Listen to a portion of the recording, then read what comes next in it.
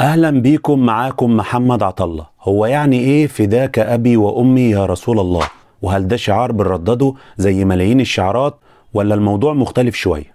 ببساطة يا صديقي، لو خيروني بين هلاكي أنا وأبويا وأمي وكل أهلي بأسوأ طريقة ممكنة، أو إن رسولنا الكريم يصاب بشوكة بسيطة في قدمه، هختار بدون أي ذرة تفكير هلاكي أنا وكل معارفي وأهلي.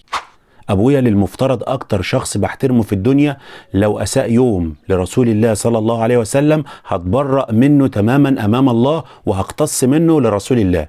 ده معنى فداك أبي وأمي وروحي ونفسي يا رسول الله. عشان كده أنا شايف إنه من الغباء والعته الفكري إنك تحط نفسك في منطقة محظورة وتسيء لرسولنا الكريم أيا كان هويتك أو ديانتك، من الشرق كنت أو من الغرب، لأنك ببساطة وكأنك بترمي نفسك في بركان من الحمم الملتهبة. ولو عايز تجرب اتفضل، وإن كانت نصيحتي إن مفيش عاقل في الكون يتمنى إنه يرمي نفسه في البركان ويتطاول بأي شكل من الأشكال على اللي أطهر منه ومن الدنيا كلها.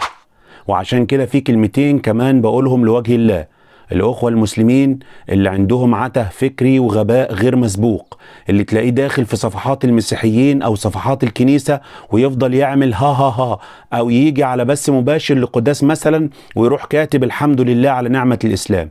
يا حبيبي، كلنا بنحمد ربنا ليل نهار على نعمة الإسلام، بس انت ليه رايح هناك تقولها؟ هل انت مش واثق في الجملة، ولا انت بتحرق دمهم مثلا، ولا انت قلبك خايف عليه عشان هو هيدخل النار فبتدعوه للإسلام؟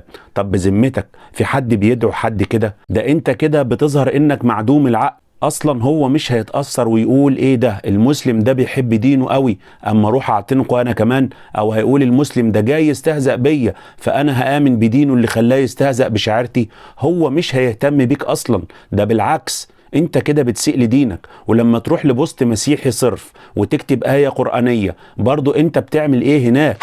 خلاص انت بقيت حامي حمى الدين وبتدعوهم بسورة الإخلاص مثلا؟ يا سيدي، الدعوة للدين بتتطلب مناظرات وتعامل بروح الإسلام، مودة ورحمة وحكمة زي ما اتعلمت من دينك اللي أشك إن أنت اتعلمته. وطالما مش لعبتك، حافظ على دينك واعبد ربنا صح، وملكش دعوة بحد سواء مسيحي أو يهودي. وللمرة التانية بقول لك ملكش دعوة بحد مسيحي أو يهودي. ما تروحش تجر شكله بغبائك تجيب إساءة لدينك ورسولك وترجع تقول ده شتم ده سوى فيا. سيب الدعوة لأنها مش لعبتك، الدعوة ليها ناسها، سيبها عشان أنت بتضر الإسلام أكتر ما بتنصره، وبتخلق فتنة لا يعلم عاقبتها إلا الله. فتنة هتحرق بلد كاملة عايشة في رباط. وصدقني لو حصلت فتنة طائفية في مصر لن يعبد الله في جامع ولا كنيسة، لأنك وقتها هتبقى لاجئ مرمي في المخيمات. شكرا لكم.